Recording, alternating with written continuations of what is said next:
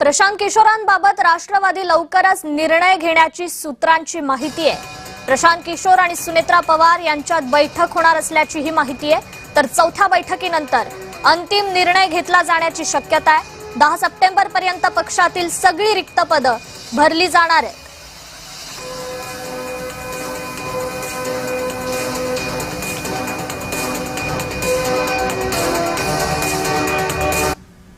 प्रशांत किशोरांना सल्लागार म्हणून नेमलेलं नाही। मंत्री छगन भुजबळांनी ही माहिती दिलेली आहे। राष्ट्रवादीसाठी रणनीती आखत असल्याची कल्पना नाही।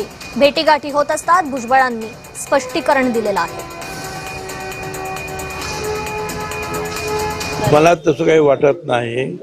स्वतः प्रशांत किशोर यांनी या अशा रीतीचा प्रचार करणं किंवा इतर ज्या पूर्वी करत होते ते त्यांनी त्याच्यापासून ते दूर झालेले आहेत असं माझी माहिती आहे। आणि आता तर ते आमदार सुद्धा झालेले आहेत।